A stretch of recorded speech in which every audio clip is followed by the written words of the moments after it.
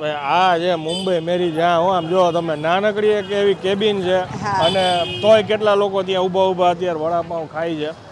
અત્યારે કઈ જગ્યાએ એવા મમતાબેન આપણે ગીરગાંવ આવ્યા છે, કાંદાવાડી એરિયા કહેવાય એમાં, અને બોલકર વડાપાઉં એમના 50 પૈસા હતા ને ત્યારથી હું ખાઉં છું. અત્યારે એમના સન છે, પેલા એના પપ્પા બેસીને કરતા હતા.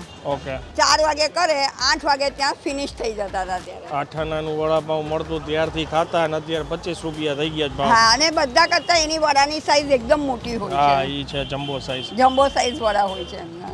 હવે કેવી રીતે બનાવે છે ને એ આપણે તમને બતાવીએ અને એના ઓનર છે ને એની સાથે થોડી વાતચીત કરીએ, બરાબર ને? ચાલો શરૂ કરીએ.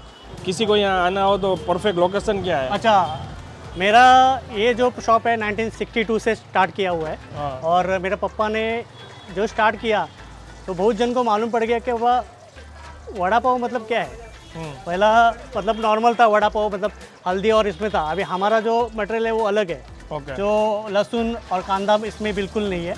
ओके. और इसमें हम लोग काजू भी डालते हैं.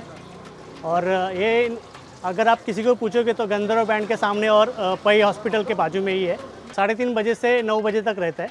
कभी जल्दी माल ख़त्म हो गया तो जल्दी भी वाइंड अप करना पड़ता है. तो जो ये वड़े का मसाला है उसमें सब में काजू आता है? हाँ, जिसके नसीब में मिलता है. कभी कभी एक वड़ा पाव में 2 काजू भी मिल जाते हैं. ओके. ऐसे. ओके. और क्या क्या वेराइटी हम रखते हैं? इसमें है हमारे पास वड़ा पाव है, जैन वड़ा पाव है, जैन उल्टा वड़ा पाव है, और भजी है, समोसा है. ओके. और जैन है तो वो केले का भजिया बनाते हैं ना जैन लोगों के लिए? जैन मतलब प्रॉपर केले का है. अच्छा. उसमें कोई मतलब ज़्यादा आलू नहीं है? आलू नहीं है उसमें. मानो कि 3-4 आइटम है अलग अलग अपने पास वड़ा पाव में ही. हाँ. है ना? हाँ. ओके. देखो अभी शाम के 7:30-8 बजे અને આજુબાજુ ઘણા બધા લોકો પાર્સલ લેવા અને વડાપાઉં ખાવા માટે ઊભા છે. ज़्यादातर यहाँ पे पार्सल लेने के लिए बहुत आते हैं. हाँ, पार्सल यहाँ पे बहुत होते हैं. ज़्यादा करके हम लोग है ना यहाँ पे प्लास्टिक है ना, प्लास्टिक थैली देते नहीं है ज़्यादा करके. जो भी आते हैं जो कागज़ मतलब फुल्ली एनवायरमेंटल रहते हैं, मतलब हम लोग इसमें थैली देते नहीं है किसी को. ओके. ओके.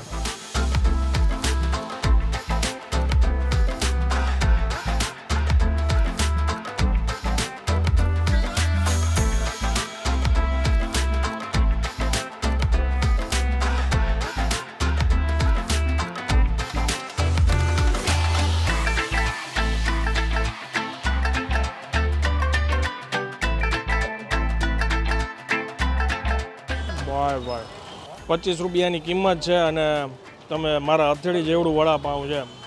આપણે જોઈએ ને તો ઘણી જગ્યાએ સાઈઝ હવે વડાની નાની થતી જાય છે. હજી અંદર જુઓ તમે વડું કેવડું છે. મસાલો છે ને જે રેગ્યુલર વડાપાઉંનો મળતો હોય ને એના કરતાં ડિફરન્ટ છે. વધારે કમાલ છે ને એની સૂકી ચટણી અને ફુદીનાની ચટણી જે બહારથી લગાવી છે ને એની છે.